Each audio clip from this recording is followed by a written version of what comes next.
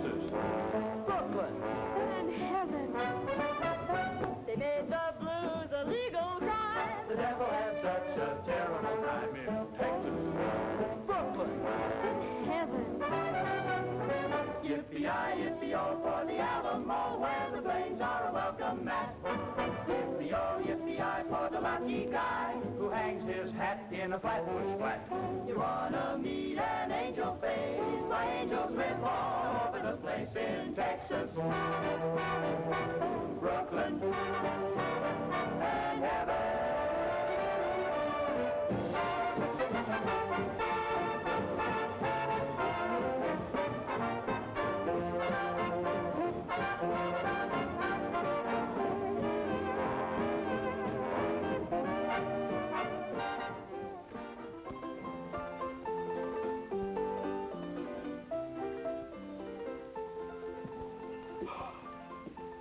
What'll you have?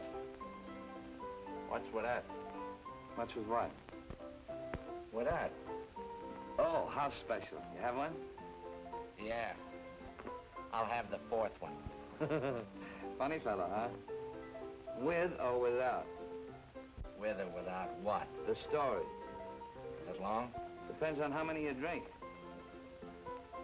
Okay. Start mixing. I'm gonna work my way up to that free one. Hey, Mike. Why Texas Golden Horse? Why not Brooklyn Golden Horse?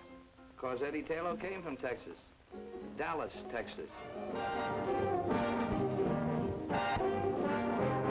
This is Dallas, Texas.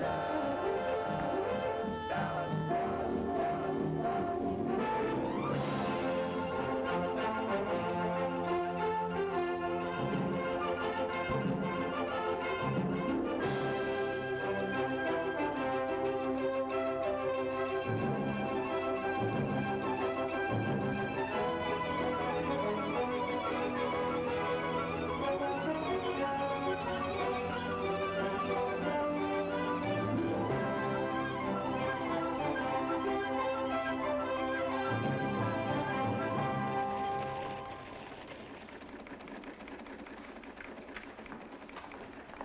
Boy.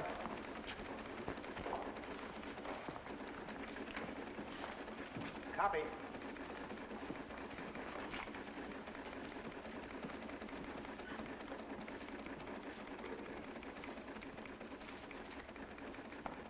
Say, copy. Got anything for me? Nope. You don't expect to get anything for that place. Not on the Dallas News, do you, Eddie? That's good.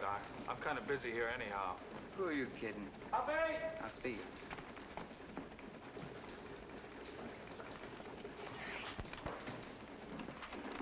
Give this to Tayloe. It might interest him. Yes, sir. Copy. Got something for you. Yeah, for me? San Angelo's your hometown, isn't it? Yeah. Got a story here, just came in. About old T.X. Tayloe. Any relation of yours? My grandfather. Says here he's dead.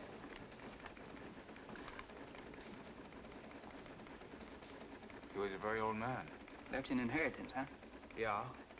His own private money belt and a couple of 1875 Colt revolvers. Well, he remembered me. I'd forgotten him. Seems he didn't believe in banks, so he left me $6,000 in cash in his money belt. Copy. I'll see you.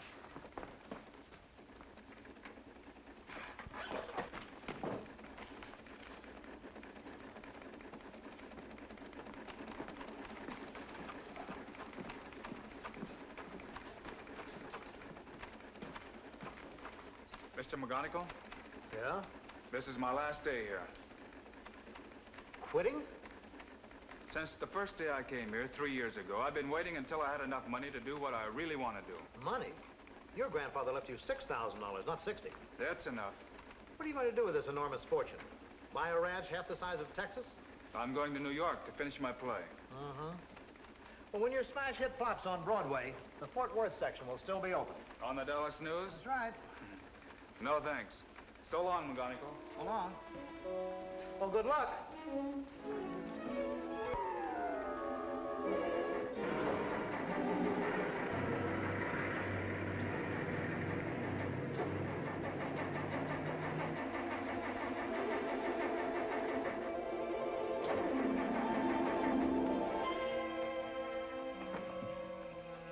got off to a swell start.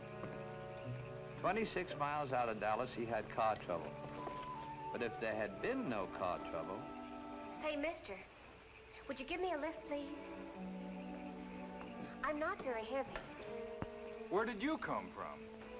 I was asleep there beside the road, and then I heard you making all that noise. I guess it woke me. Go away. You're a very rude person. You're not a nice girl. Out on the highway this time of the night. There's nothing nice about you either, not a single iota. It so happens I'm running away from home. Some people do it in style, some have to do it my way. So for your information, I am a nice girl. And now, if you'll excuse me, good night.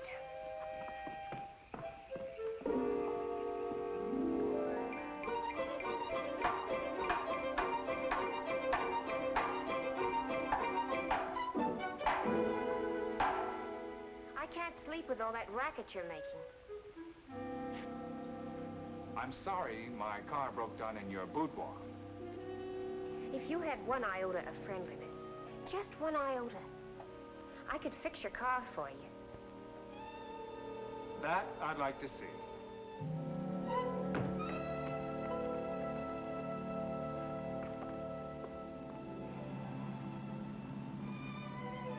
Thanks for fixing my car. You've already said that 4 times. I'm only trying to make conversation. Please don't exert yourself. I'm sure it must be very exhausting for you to try to be nice. I'm a fellow who's always been alone. Even when I work with others, I'm still alone.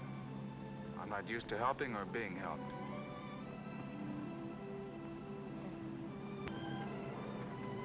Isn't it funny that I should be running away from the ranch when that's what I like most of all? What ranch? Oh, didn't I tell you? It's the family ranch in Texas. It's just outside of Calinamo City, and it covers about 115,000 acres. And you should see the horses we have. 2,800 of them, not counting the wild mares in their foals. Look, miss, I know Calinamo City pretty well. There isn't a horse ranch within 200 miles of that place, and we both know it. Yeah, but if there was such a place, wouldn't it be wonderful? What are you really running away from? A gasoline station. That's why I know so much about cars.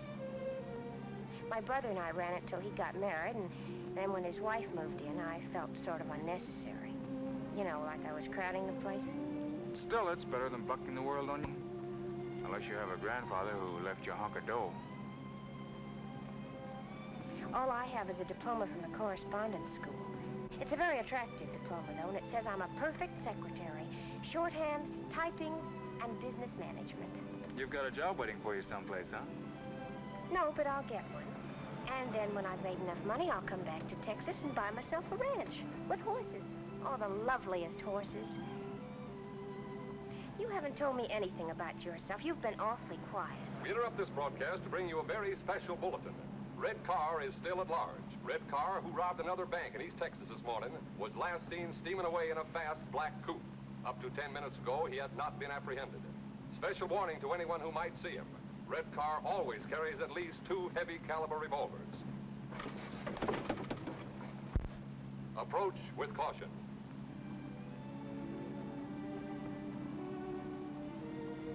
What kind of work do you do? Oh, I'm going to New York to write a play. You still haven't told me your name, or would you rather not? Tayloe. Eddie Tayloe. How do you spell the Tayloe? T-A-Y-L-O-E. My name is Peruna Dunklin. I spell the Dunklin. D-U-N-K... Watch out!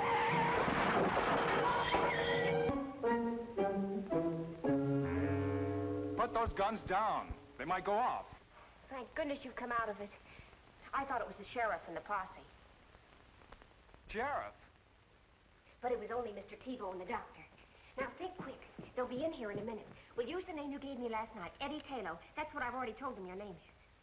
Are you listening to me? I'm listening. My name is Eddie Tayloe. Good. And I'm your sister, Perry. My sister? It makes it look better. Red Car wouldn't be riding around with his sister. What's Red Car got to do with this? Who are you? Eddie Tayloe. That's fine. And don't worry about your money belt. I put it under the couch after Mr. Tebow helped me get you into bed last night. I'm getting out of here right now. What happened to my shoulder? You're lucky you're alive. I don't know. And who's this Mr. Tebow? This is his house. He lives here alone. His wife ran away with the dentist, but he doesn't care, he says, because now he doesn't have to pay the bill. Anyway, he helped me get you here after the accident.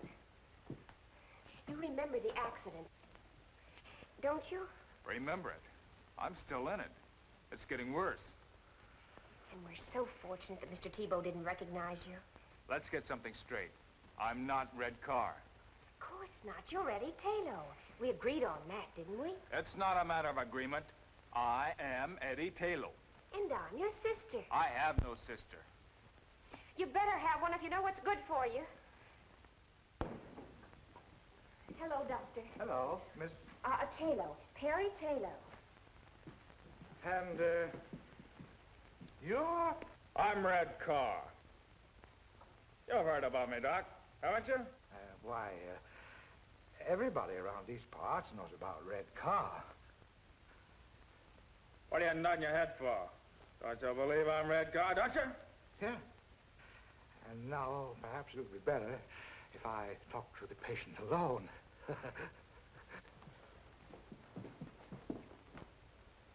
It's his left shoulder, Doctor. We'll know soon enough. I'll call you if I need you. Try to behave. Get in touch with the rest of the mob. Tell them to lay low until the heat's off. Oh! You got a good buy in this car, Eddie. You did the buying. 400 miles and the motor sounds like a hummingbird. You still getting off at Birmingham? Sure, if your shoulder's okay. Why don't you stay with me and... Or is that too big for you? I hadn't figured on New York. Why not make it New York? It's about time somebody like you went there and changed the place. Well, I don't know. Perry, Yes? my shoulder doesn't bother me anymore. It hasn't hurt me for the last 2 days. I didn't say anything because, well, what I mean is, you're a good driver. You mustn't fall in love with me. Who said anything It would about... spoil everything. What makes you think I give up? You must admit there's always the possibility that you might want for us to become sweethearts. You admit that possibility? True? Well, you must fight that possibility. It'll be a struggle. A love affair at this time would interfere with my plans. You see, Eddie, I've always lived in a world of, well, call it make-believe. But one thing is a reality. I have a great capacity for love. For people. For all kinds of people. Oh, I could fall in love, but that would be selfish of me. I feel I sort of owe it to those people to kind of ration out my affections. So that's why you must deny yourself the prospect of loving me. When the time comes that I feel I've done all I can do for others, when that time comes, then perhaps we can sit down and talk things over. Goody. I don't care whether you're laughing at me or not. That's the way I feel about everything, and this is the first time I've had an opportunity to do anything about it. So please, be strong, show character, and don't fall in love with me. Perry. Yes? Do me a favor. Good. Shut up.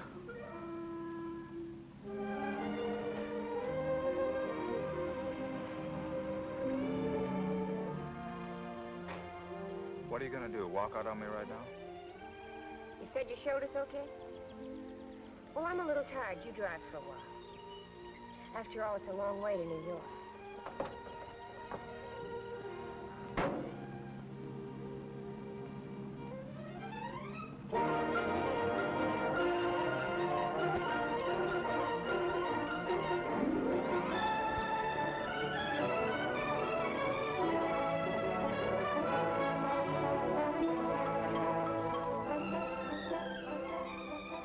For 6 states, she talked his ears off.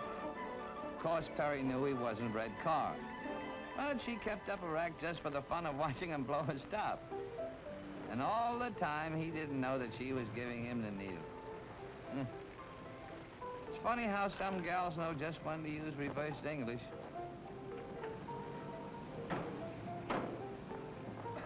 Well, anyway, it's not expensive like the others.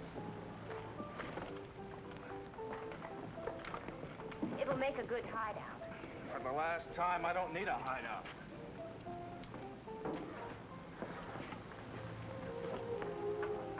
Well, goodbye. I hope you finish your play pretty soon. Thanks for everything. What's your rush?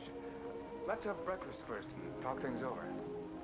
We've had plenty of time to talk. Now, I'm on my way to Brooklyn. Brooklyn? Did you come all the way to New York to end up in Brooklyn? I've heard so much about it. It sounds like a truly wondrous place. What's so wondrous about it? Brooklyn appeals to me. Is there any reason why I shouldn't make it my destination? Well, that's not a logical question. I can't give you a logical answer. Well, goodbye.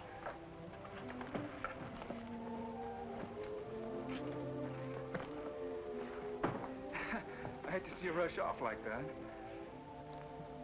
Eddie, you're being romantic. I give up. In plain and simple language, goodbye. Will you get in touch with me when you get settled? All right, Eddie.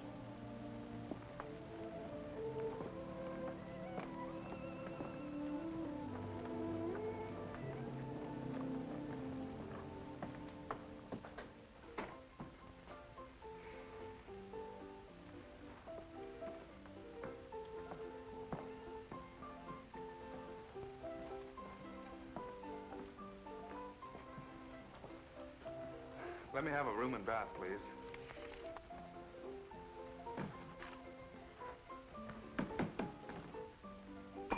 Hey. 105.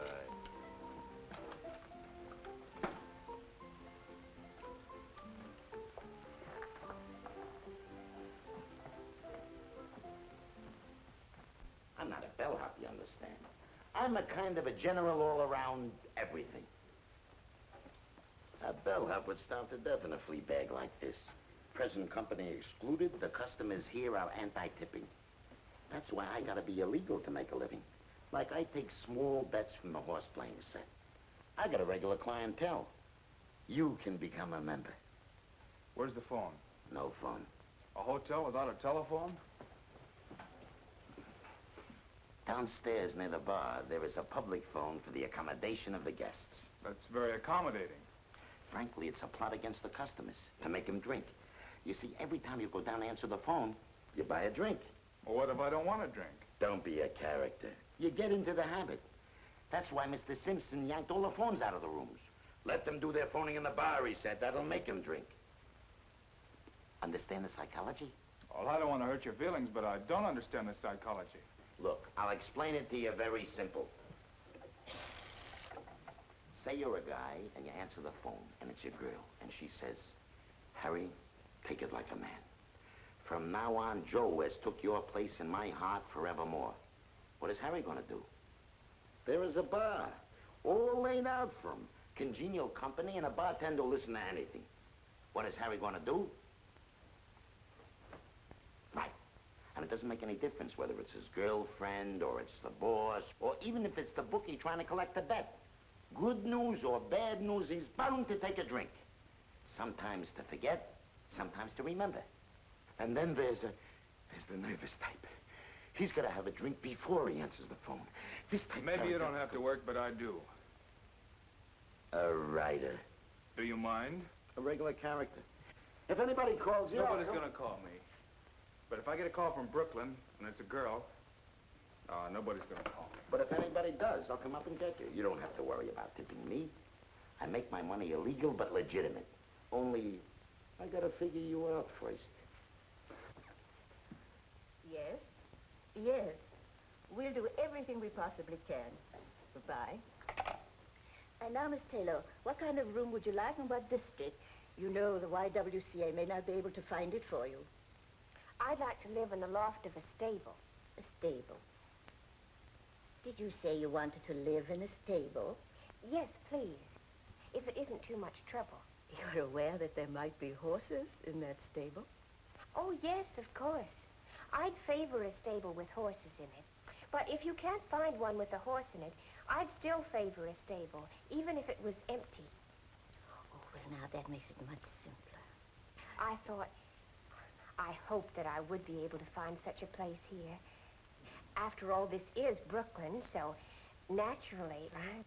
Oh, yes, naturally. Naturally.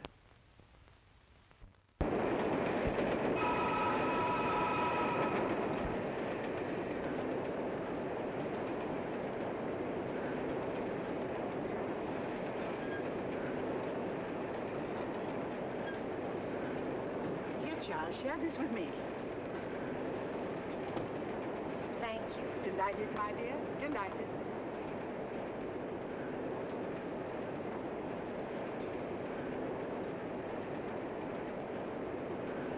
Is anything wrong? There's nothing, my dear. See, nothing of it. It's an allergy that I've developed ever since coming up north. I don't know what it is, and I've been to dozens of doctors.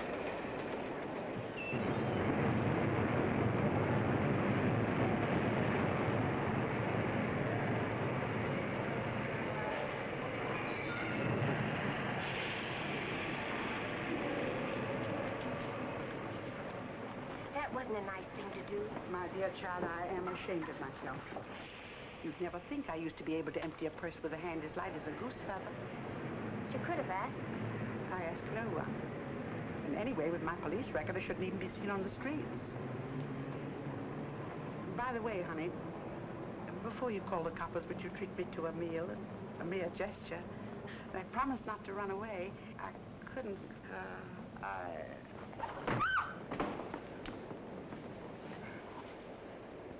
But you gotta answer some questions.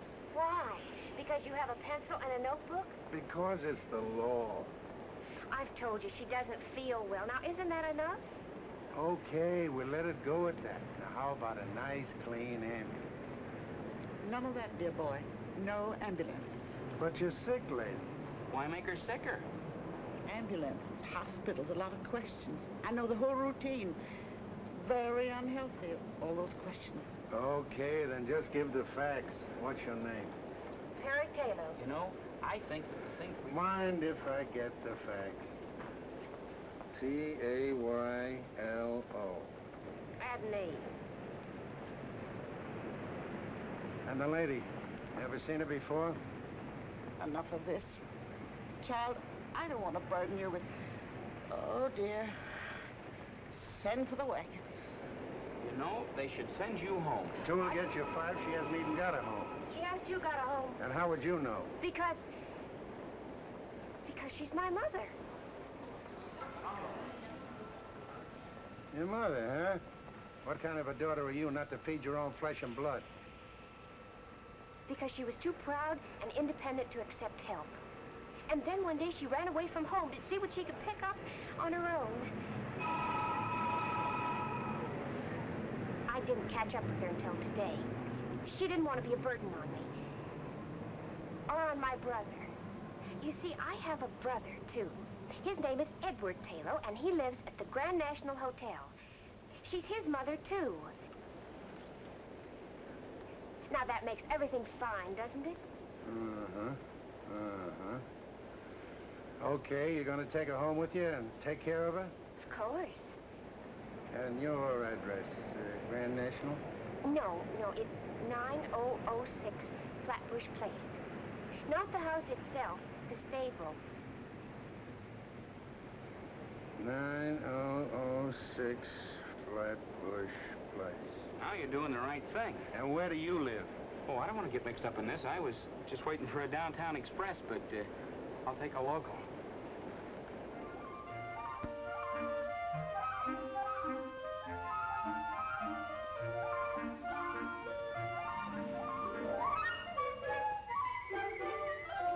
Will one of you sweet girls please say something? My daughter and I have answered all of your questions. How much longer do we have to stand here? Maybe they don't want us to rent the stable loft. We do.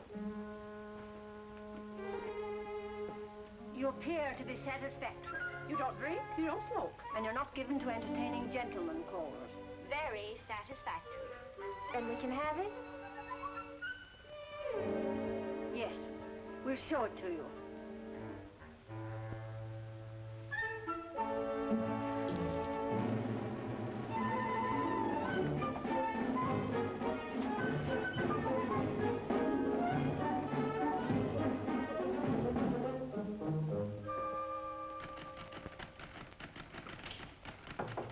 Come in. Telephone for you. For me? The police department. Well, it's a gag. Why should the police want me? Don't be disturbed, character.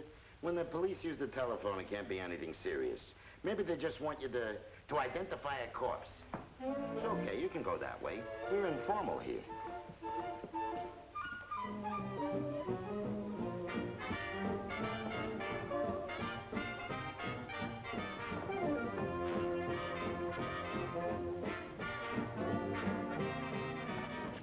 Hello?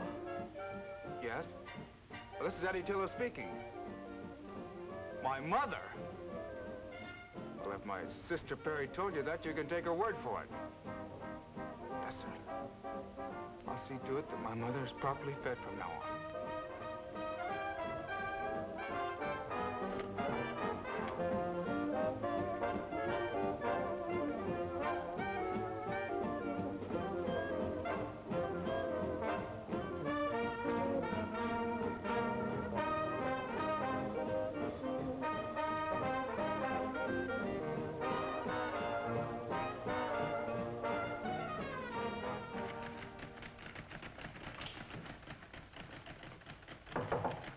Another telephone call. Your sister. Tell her that I'll take it.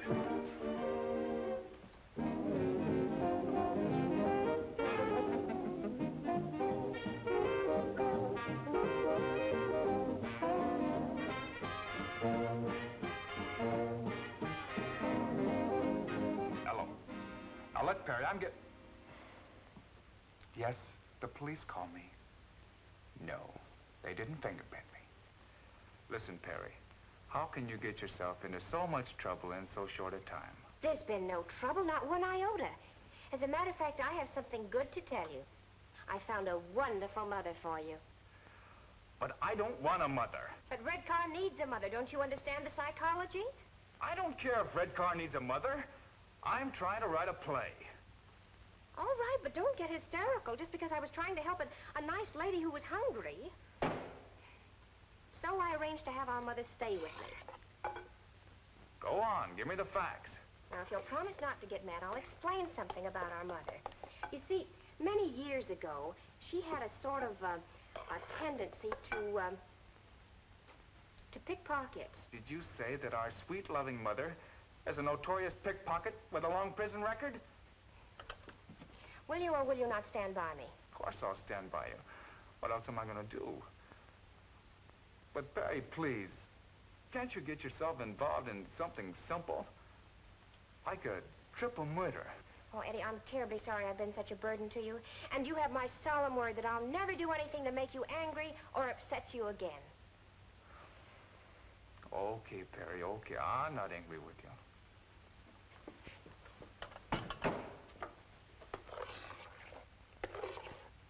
Hello? Hello, Perry? Perry? Hello? Hello?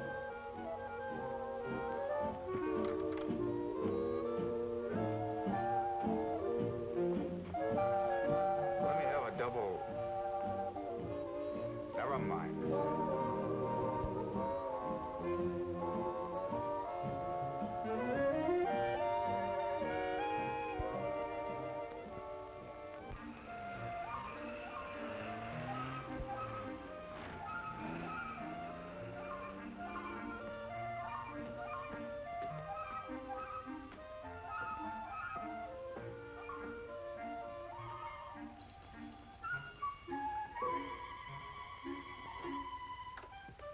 Yes?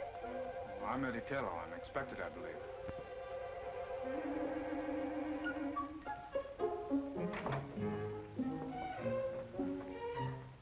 These are my sisters, Miss Pearl Cheever and Miss Opal Cheever. How do you do? He doesn't resemble his mother. He doesn't resemble his sister. No. Oh, I've taken after my father. Oh. We do not permit smoking here. I'm sorry. We're very disagreeable. Everyone in the neighborhood says we're mean and spiteful. And utterly selfish. And we are. Yes. I'm sure you're not. We do not deny the truth. We're most unpleasant indeed. And we'd rather you didn't go around Brooklyn saying nice things about us. No. My son. My dear, dear son. It's been so long, my darling boy.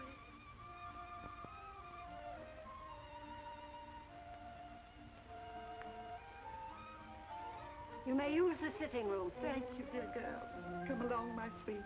Remember, no smoking.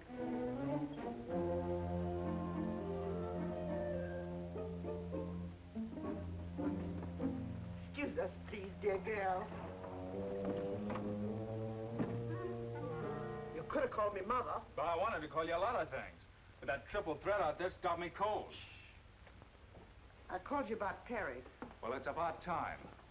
If I'd known this address, I would have been here 3 weeks ago. Well, Perry didn't want to get in touch with you until you had a job. Now she's got a job. Why didn't she call me? Well, it's a strange kind of a job she's got, my boy. If this job is something you got her, if you're getting her mixed up in something crooked... Just look who's talking. I may have lifted a lever now and then, but I never pulled a bank job. But for Perry's sweet sake, your secret shall remain locked deep within my heart. What about Perry's job? What's wrong? That's why I thought we'd drop down and watch her while she's at work. Then you can decide what course of action to take. Oh, can't you tell me about it? Where's she working? Coney Island. And imagine we can get some hot dogs while we're there. Come along, my sweet.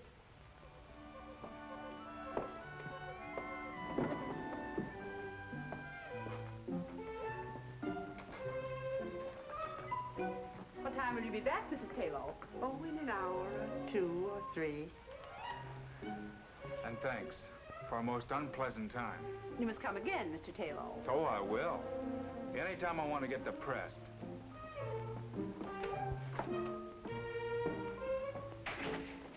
We should have listened in on their conversation. We should have. Next time we will.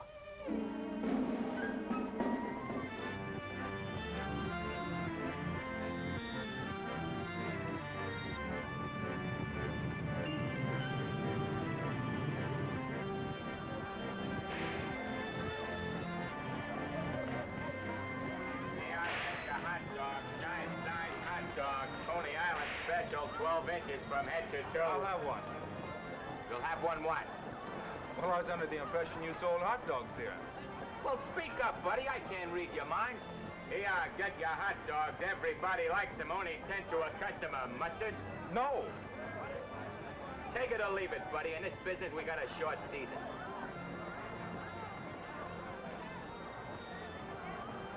Excuse me, sir. I didn't mean to offend you. Oh, the Park Avenue type. Here, get your Coney Island hot dogs. Straight out. Everybody eats them. Everybody likes them. Straight out. But I told you I didn't want another hot dog. Well, don't eat it. I'm just trying to keep both your hands occupied. Here, hold this for me a minute. Excuse me. Excuse me. Excuse me. I know that little guy. He didn't recognize me, but I spotted him right away. He's called Doc because he looks like a nerve specialist. One of the smoothest operators in the profession. Your profession? Uh-huh. By the way, you better look and see if you still got your wallet.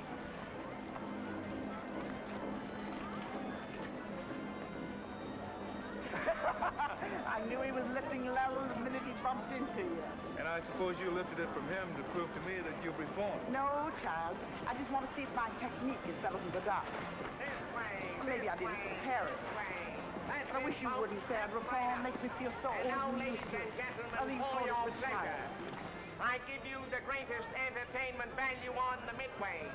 Ziggy's internationally famous water nymph. This is it.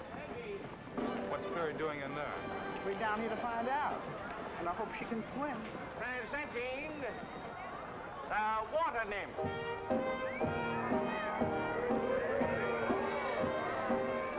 There they are, everybody.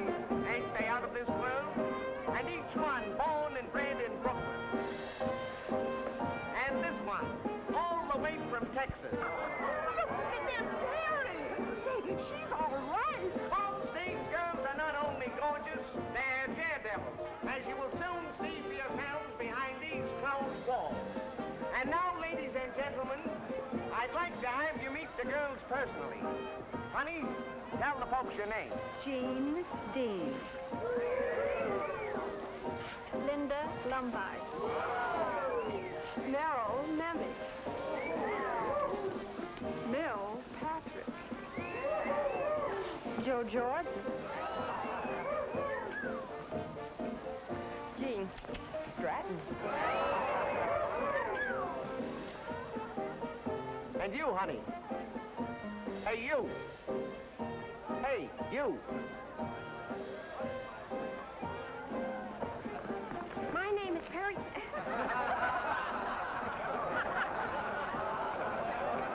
My name is Perry Tayloe.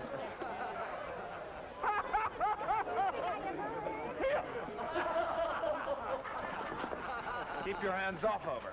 Go away, Sonny. You bother me.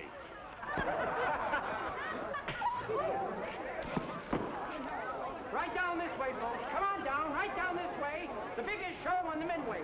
Come on down, folks. The biggest show on the Midway. The show is going on now. Right this way, folks. The biggest show on the Midway. See the fire eater, folks. Come on down, right down this way, folks. Come on down this way. See Bajango's a beautiful Siamese temple dancer. Tickets right this way, folks. Go right in. Right over this way, folks. Get your tickets.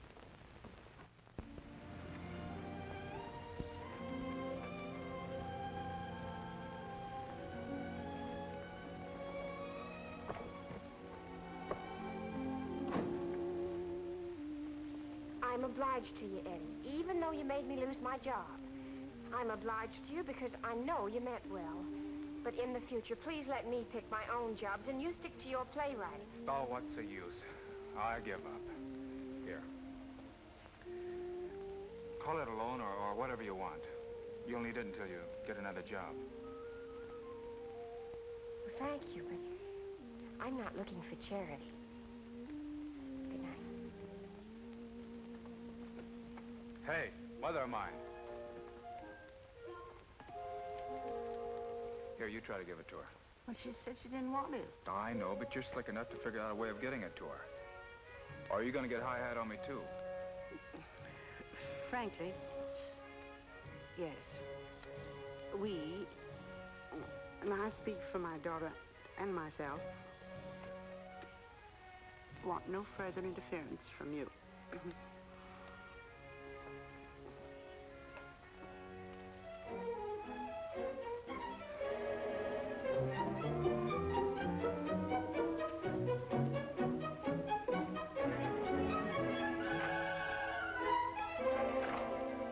I told you, Mr. Acco never does musicals. Junior, how many times do I have to tell you to keep that phone off the hook when I'm trying to eat? Eating? Yeah, I was having a little snack in there, but I've got a very sensitive stomach, and I can't eat a thing with the phone So ringing. you mean to tell me that you've been eating all the time I've been waiting? Junior, Yeah? who is this man? He wrote a play.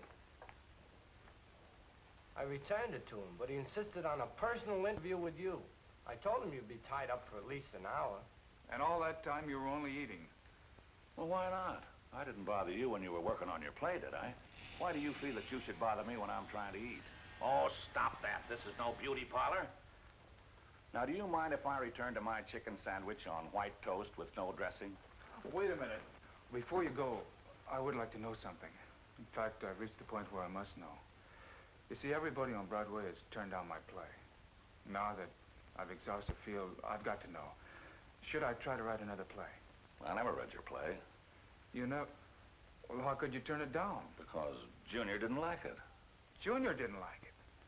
How could you let a thing like that pass judgment on my play? Now, wait a minute, son. Take it easy. Junior has an uncanny eye for anything that looks like a potential hit play. Why, he could get 1 million jobs tomorrow any place on Broadway. But he's my son, and I won't let him go. Junior, tell the gentleman if he has any talent.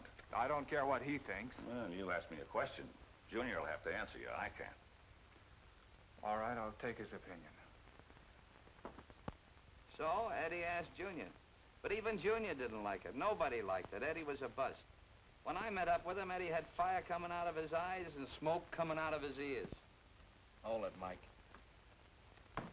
You better hitch up that third horse.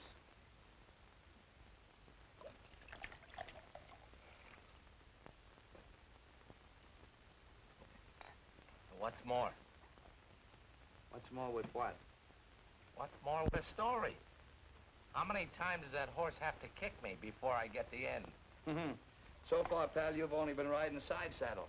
Now we really go places, because here's where I met up with Eddie. You remember the bellhop? Well, Eddie tried to pass that bar once too often. It was the night that Joe was sick and had asked me to stand in for him.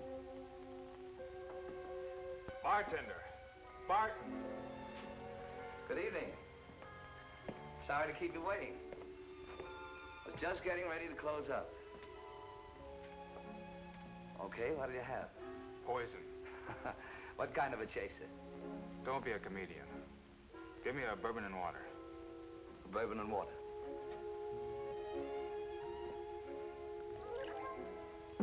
You can call me Mike. Why? That's my name. Oh.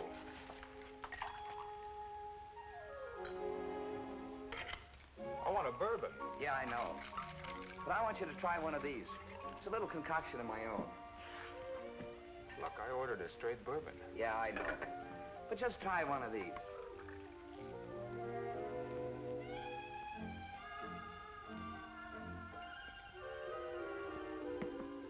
Now, can I have a straight bourbon?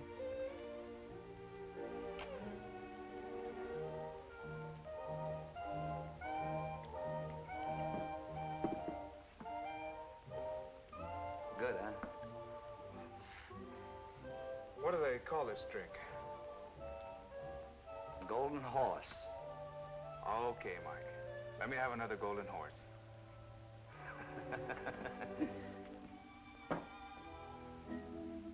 You're new around here, aren't you, Mike? You're new around here. Oh, yeah, I'm only here for the evening. Joe has a cold. Oh. Say, Mike, how do you make this, golden horse? Well, first a little dab of Texas sunshine. Then some rain. A little hail. Gotta have some hail. Some snow. A couple of earthquakes. Then, you make a very tiny waterfall out of it. Just a little teensy one. And you top it off with some good old Mother Earth. I like you, Mike. You've got a great sense of humor. Pour one for yourself. Thanks, Eddie. How'd you know my name was Eddie? Oh, he told me when you first came in.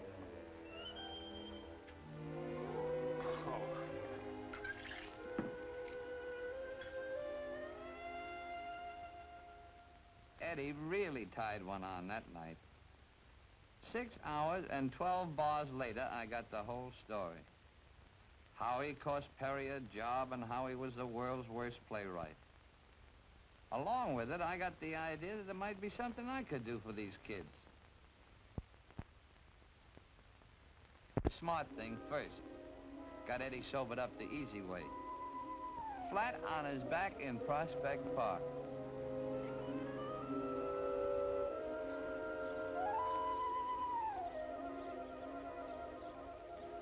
Mike? Mike? How is it, Eddie? New world's record for a hangover. Well, the Turkish bath ought to help you a lot. There's one near here, too. Best Turkish bath in Brooklyn. Brooklyn.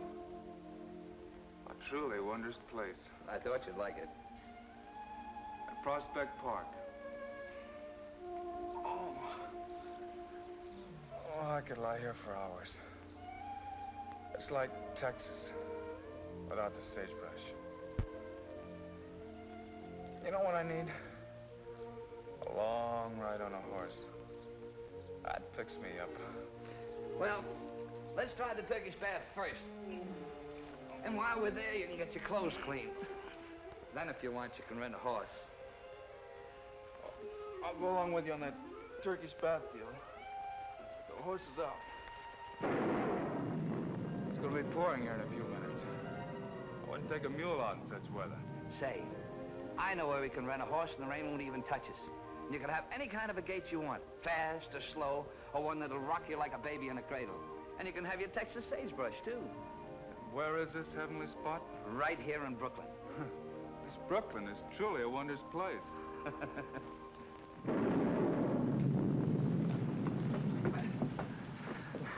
The Turkish bath was one thing, but this I don't believe. Here I get to ride a horse through sagebrush? Come on, Eddie. So I took him to Mr. Gaboolian's riding academy. It was strictly out of this world, and that included Mr. Gaboolian. He was a whacked-up guy, a fugitive from Ripley. Wow. What is it, a zoo? Mike, you're a man of your word. It's all here. But I'm wondering if I am. Well, it was a place a man could go when he got fed up working 9 to 5. But 2 bits at Mr. Gaboolian's, he could live dangerous. Sail the 7 seas and track down wild game. Yeah, the academy was something. And it was just what the doctor ordered for the kid. Soon as Eddie got 1 foot inside the place, I could see his troubles begin to peel off. I give you a choice of any horse in the place. Use that one.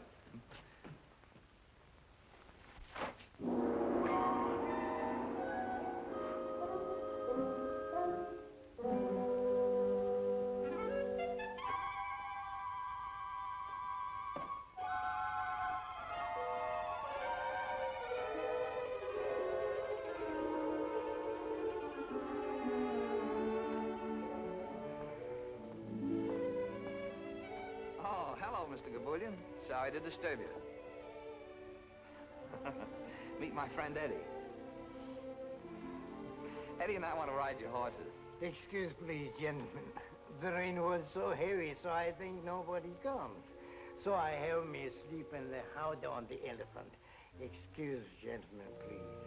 Please. What's he doing up there? Huh?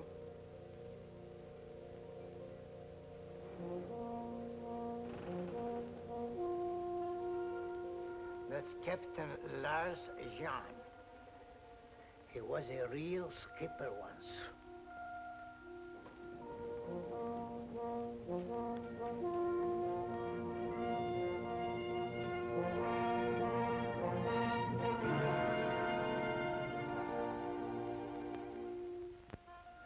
That boat teaches you not to become seasick, huh?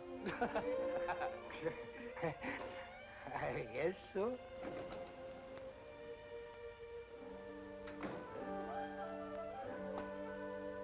Excuse, please, gentlemen.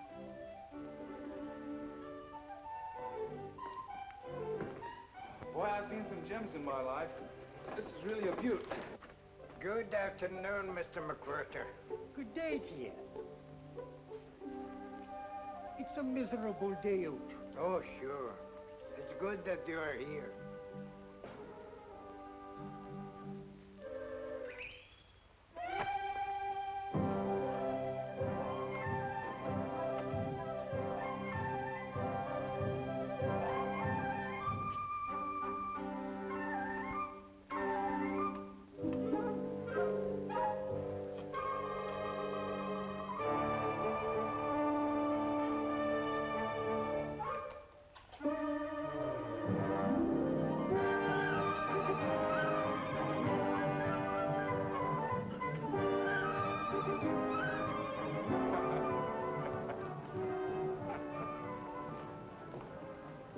Mr. Robert Bruce McWhirter. He owns a nice bird store on Fulton Street. So every day he rides the camel.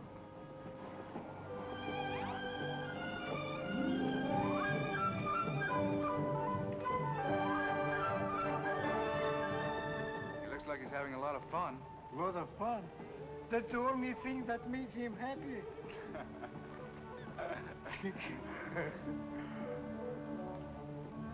Now, this is to start. When you like it fast, move forward. Boy, Perry would really love this. She'd go crazy for this machinery. Hey, Mike, look at me. I'm right across West Texas. Come on. Oh, go ahead. Oh, you're good.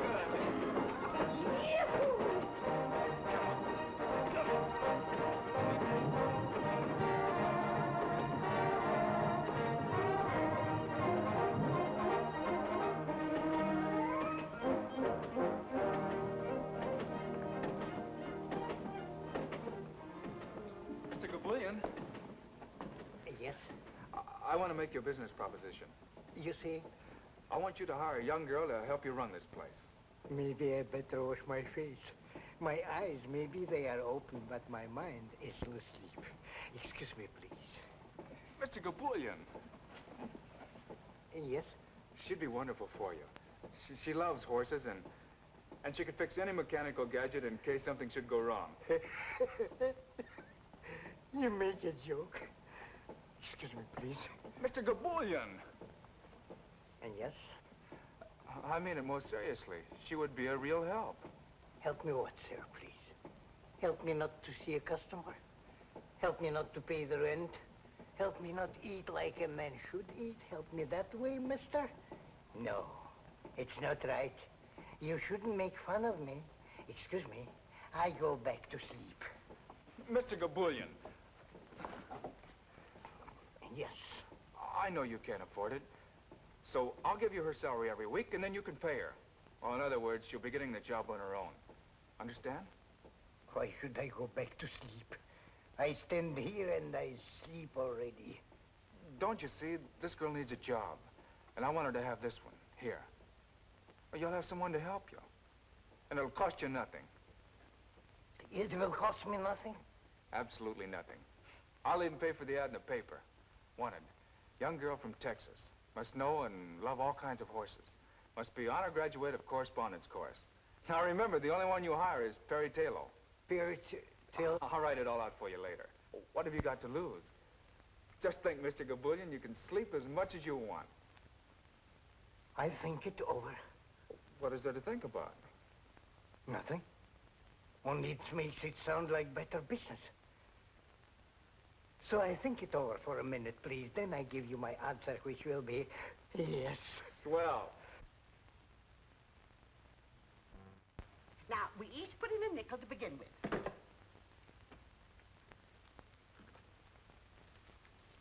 That's my girls. Now, let me see your hands. Now, you remember you all promised Perry you'd learn to play games. You know how anxious she is to liven up the place. And how are you going to play poker if you don't let me teach you? That's my girl. Well, you have a very bad poker hand, dear. 2, 4, 7, 10, jack, just nothing at all. But if I were you, I'd hold on to this jack, because that's your highest card, see? And ask for 4 more cards. I'll gladly give them to you. Nice, fresh, new ones. Now, no, you hold on to that, dear. Now, Ruby, let me see what you have. Why, that's wonderful. You've got a pair of 4s. Now, if I get a pair of 2s or 3s, you'll beat me, you see. You see how simple it is to play poker? Now, dear, let's see what you have.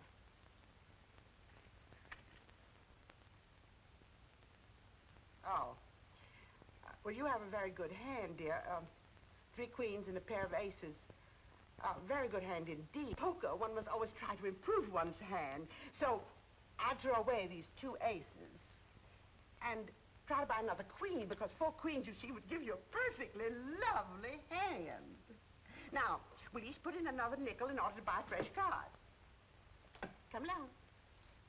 Oh, how I wish Perry were here to see you at play. Now, 3 for you. 1, 2, 3. And 2 for you. 1, 2.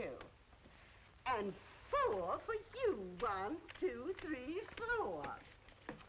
Now, I'm not taking anything. That's what's called standing pat. Now, we'll all show our hands in order to see who's won. Well, now, come, girls. If we don't show our hands, how are we going to know who's the lucky girl? And the lucky one wins all the money in the center of the table. Now, I have a straight. 5, 6, 7, 8, 9. Now, you remember what I told you about a straight? I'm going to be awfully hard to beat. Awfully hard. But that's the game of poker for you. That's what makes it so terribly exciting. Now, let's see, dearest, what you have. Come along. Oh, you poor, unlucky thing. I haven't got anything. Not even a pair. Now, let's see what you have, dear. Well, you still have only a pair of 4s. That doesn't beat a straight. Now, dearest, let's see what you have.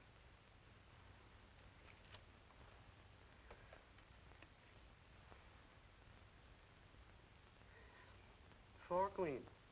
4 of a kind beats us straight. That's what you taught us. I sure enough taught you that. I sure enough did. Well, we'll have to try another time. I've got a job, a new job, a wonderful job, a most heavenly job.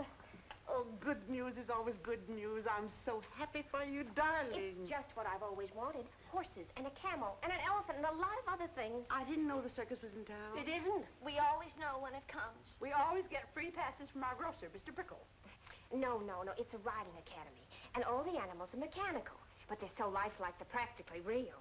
And I'm to be executive manager. Isn't that too good to be true? Oh, no. But I've got to have a riding habit. I wouldn't look as if I were running the place unless I did. You know, I've noticed that our dear, dear Cheever sisters are very handy with a sewing machine. We've never made a riding habit. Only Mother Hubbard's. And slip covers. Yes, but under my supervision, dear girls, you'll make a riding habit. A more than suitable riding habit. But first, let's return all the losings to the losers. You were the only loser. Well, I guess I'll have to teach you how to play gin rummy. There were about 50 other girls for the job, but I got it. All in all, those 3 ghouls downstairs clipped me for $8.40. I tried blackjack, casino, double solitaire. I even invented a game and called it Chuck Full of Luck. But that's a commodity on which the Cheever sisters seem to have a monopoly. But it's worth it. Do you notice how congenial they've become? I knew it would work, and I'm so grateful to you. After all, it's your money, child. If you don't mind spending it, trying to warm up those 3 ice cubes in petticoats. Turn around. Not that I think they ever will warm up. Oh, yes, they will. I've already convinced them to come to the academy one of these days and try a ride on the animals. I don't get it. This concern you have for other folks. I don't get it at all. I've met a lot of people in my day, both inside of prisons and outside. But somebody like you, what do you expect to get out of it? Oh, if I've made people happy, it makes me feel good, that's all. Well, what about making yourself happy? But I am. Very. I'll let you in on a little secret. You're not. And I'm referring to that certain party named Eddie Tayloe. You know, I was in love with my probation officer once. I had such a crush on him, it gave me a thrill just to report to his office. But of course, I had to curb any display of affection because, after all, he was my probation officer. But you and this Eddie. How do I look? Don't ask me, ask Eddie Tayloe. Dear child, you interfered in my life, so I feel I have a right to interfere in yours. You did something that state prisons, penitentiaries, small jails, and 8 parole boards couldn't do. You made an honest woman of me. Of course, there's enough larceny left in me to keep me attractive. But I want to do something for you. May I, sweet? I know what you're going to say. Well, then why don't you do it? I can't. I can't now, not until he's finished his play, because that's what he wants to do more than anything else in the world. And I wouldn't want to clutter things up for him. You could help. That's what a woman's for, to make a man think he's successful. Oh, no. He told me definitely. He works alone. After he's a success in the theater, then maybe... Well, maybe then. Well, I tried to help. But you have. If I were certain, if I were really certain that Eddie wanted me, you know what I mean. Well, the least you can do is to call up that idiot and tell him you're working and where. I'll do it. I'll do it right now. Do you think he'll like me in this outfit? Well, I don't know about him, but a normal male, well, a normal male would be very normal about it. Eddie.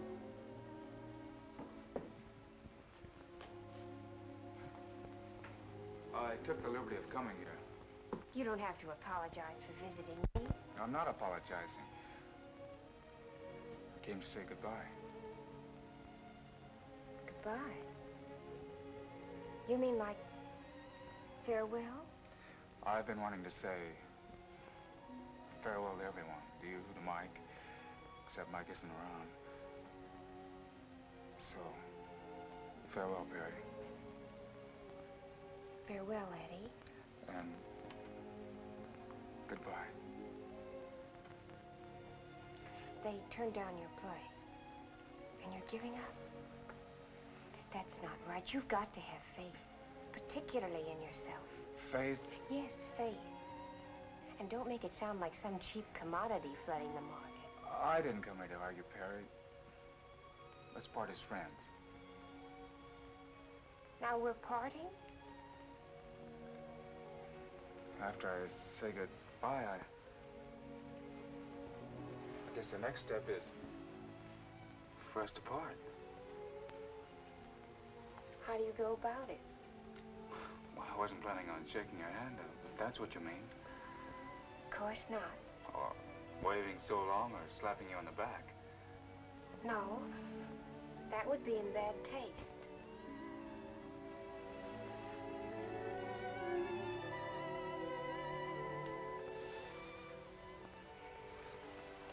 You may fall in love with me now. Thanks.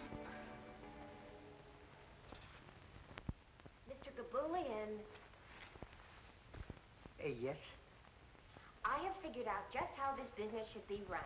You see? I've made a graph according to seasonal changes. Excuse, please, I go back to sleep. And Mr. Gaboolian. Yes? I have made a very detailed study as to why business has been bad up till now. A study she makes. It's easy like pie. When nobody comes in and uses the machine, then business is bad. So far, 6 months, 1 people, 3 people come in, so I know business is bad. I know it, Mrs. Gaboolian knows it, and all my relations know it. Now she comes and makes it with pen and paper and tells me that business is bad. Big surprise. Excuse, please, I go back to sleep. He's upset because I had him print up 1,000 handbills to advertise the place. Mandy's going to give them out in various sections of Brooklyn. You think that'll help, huh? Oh, yes. The point is, so few people really know about the Academy. All we have are 2 regulars, like Captain Jean over there and Robert Bruce McWhirter, who comes in every day to ride across the track. Is he still at it? Huh? How did you know about him? I think I'll take a pony ride. Why, Mr. McWhirter, are you going to take another ride today? Indeed I am. I've been feeling restless all day, and I thought, if no one else is going to use it... Oh, no, Mr. McWhirter. That camel is yours. Thank you.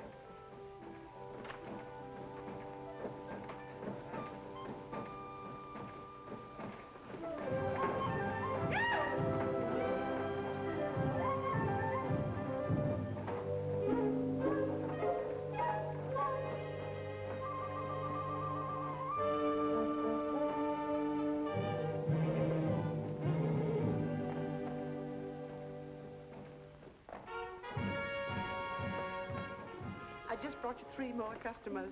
All right, girls, come in. They were a little unwilling at first, but here they are. Oh, I'm sure you'll all have a perfectly wonderful time. Why shouldn't they have? I just taught them how to shoot craps. They won close to $6 from me, and the dice were loaded.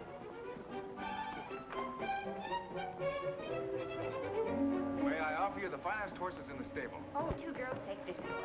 Can I have it, Mandy? Thank you, Adam. We didn't help her. It's cheaper. All right, come on over.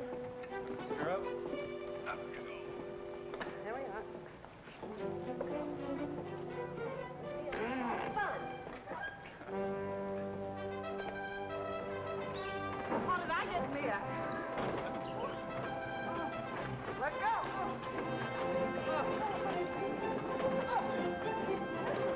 Yippee!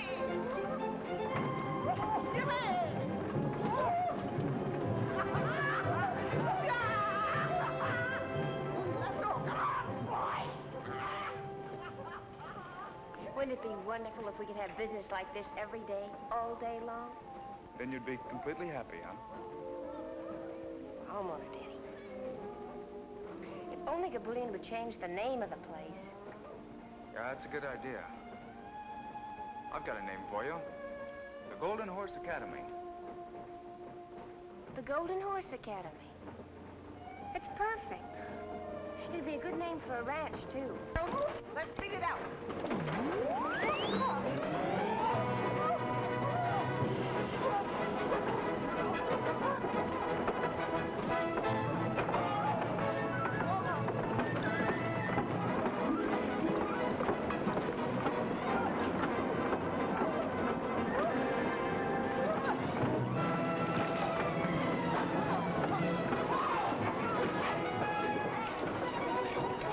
What can that be? Maybe they're using too much juice. It could be an overload. You do something. You hear me, Mr. Gaboolian? You do something right now.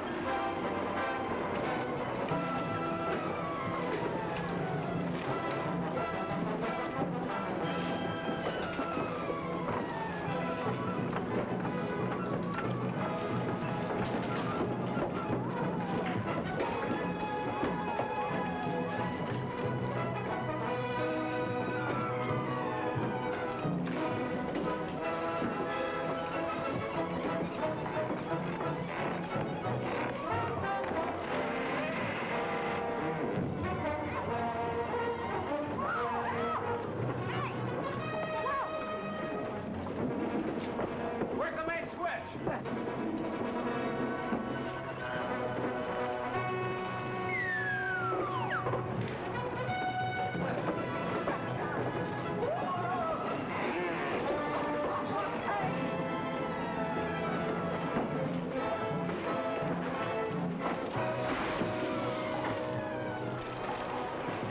Ship ahoy!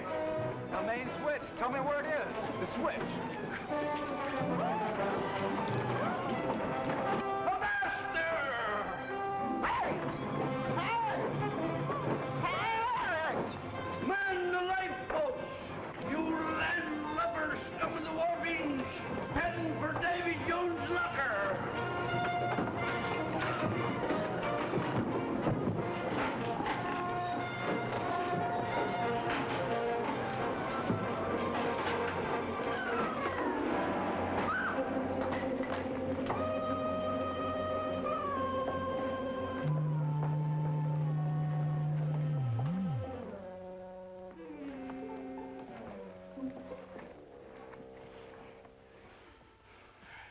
What happened, please? What a ride! Too much business. Just too much business. Yes.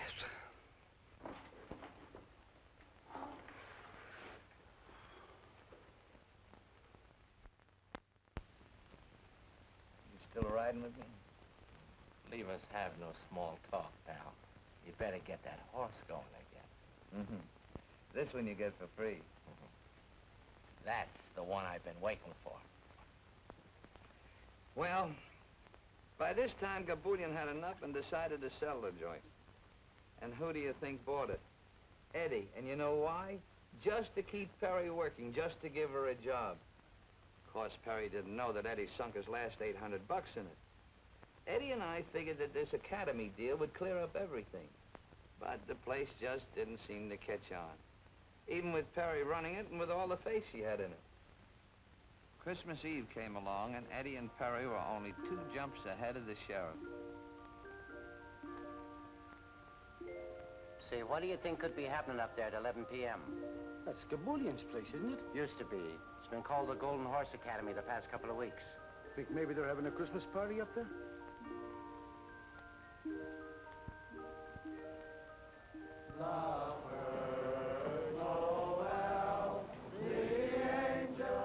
We had a big party. Well, it was supposed to be big. But we wound up just trying to be gay. Robert Bruce McWhirter showed up, along with a whole gang of Santa Clauses, all members of the Big Brothers of St. Nicholas, South Brooklyn branch. The old boys rode the stuffing out of the menagerie, but the cash register never rang once.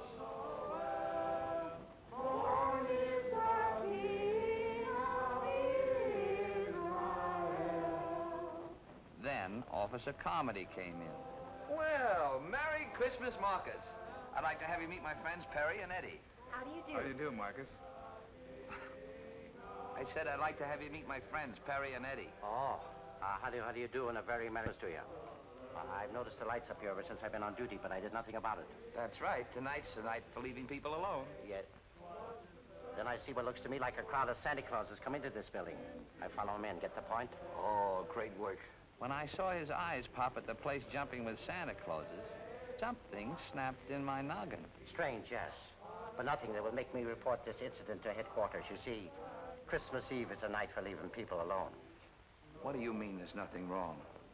How would it look if a passerby saw them come in and reported it to your superior officer? How would you look if you said you didn't think it was important enough to call the station when you saw a horde of Santa Clauses come in here and take over the riding academy at this time of night? You think I ought to check with the sergeant? Is that the sort of thing that happens to you every night? But this is Christmas Eve. Well, does that explain the situation as far as an officer of the law is concerned? Don't let anyone leave. I'm going to call the station.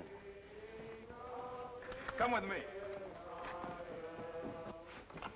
Give me the numbers of all the newspapers. Manhattan as well as Brooklyn. Hello? City desk, please. Soda, Pop? Yes, dear. I'll have just a teensy. Well, really, girls, there's a limit to how far we can go. Why? I don't know. Yes. Well, just a few.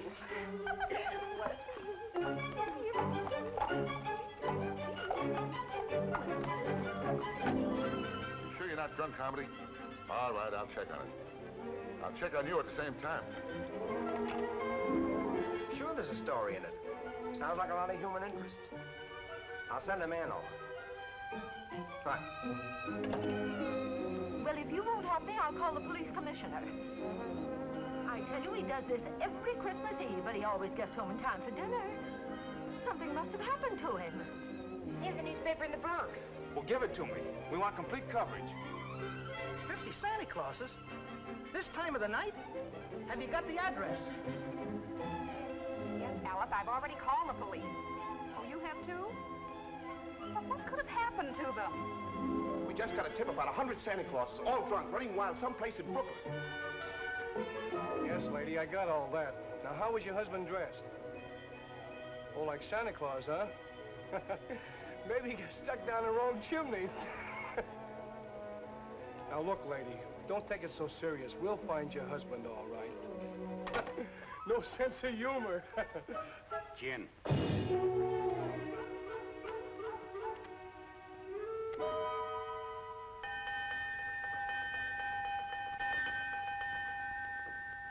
Now, listen to me. Listen to me, all of you. Your wives and your children, your friends and your neighbors, burning up the telephone wires, asking if any of you is behind bars at the police station, or lying all torn to pieces on a hospital bed, or stretched stone dead on a cold slab in the morgue. Well, are you? No, I got a list of names to check on. You lads are going home right away. Big smile now. Oh, come on, bigger than that. There we are. You know, with this publicity and everything, you have here a pretty valuable piece of property. But Cheever sisters want to buy it. What do you think, Perry? We could always use the money to buy a ranch. In Texas, perhaps. I merely offer it as a suggestion.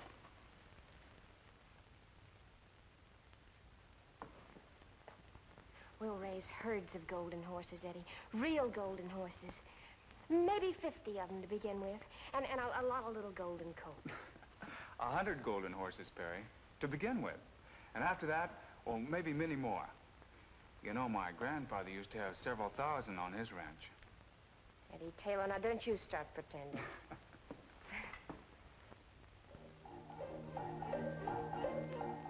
And so, Eddie and Perry got their ranch, which is what they both wanted all the time. Now, in Texas, babies come on golden horses. None of that stalk business in Texas, no, sir. And that whole ranch was loaded with golden horses. You expect me to believe all that? How'd you like the drink? Fine. Didn't even feel them. How long, Mike?